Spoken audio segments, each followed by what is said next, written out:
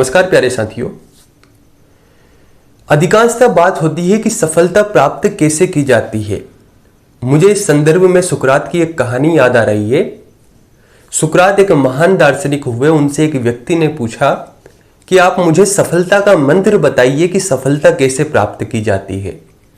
सुकरात ने उस व्यक्ति को अगले दिन बुलाया।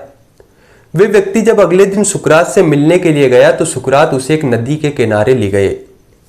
नदी के किनारे ले जाने के बाद सुकरात उस व्यक्ति को नदी में ले गए और चूंकि सुकरात बहुत हष्ट-पुष्ट व्यक्ति भी थे तो उन्होंने उस व्यक्ति के सिर पर हाथ रखकर उसे नदी में डुबो दिया।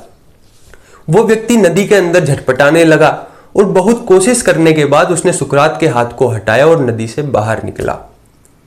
तो सुकरात से उस व्यक्ति ने कहा कि महाराज आप ये क्या कर रहे थे? हो सकता था मेरी जान भी चली जाती और मैं तो आपसे पूछने आया था कि सफलता कैसे प्राप्त की जाती थी और आप तो मुझे नदी में डूबने लगे।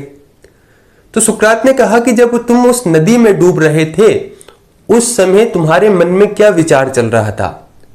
तो व्यक्ति ने कहा कि मेरे माइंड में केवल एक विचार चल रहा था कि कैसे भी मैं इस नदी से बाहर आ जाऊं। सुकरात ने भी कहा कि बस यही सफलता का मंत्र है। जिस दिन तुम्हारा जो उद्देश्य है केवल तुम्हारे माइंड में वह एक थॉट ही रहे, उसके अलावा कोई विचार नहीं चले, उस दिन समझ लेना कि तुम्हें सफल होने से कोई नहीं रोक सकता। तो प्यारे साथियों, अपना जो भी उद्देश्य है उस उद्देश्य को बार बार अपने माइंड में चलाते रहे, बार बार उससे कार्य करते रहे, सफलता जरूर मिलेगी।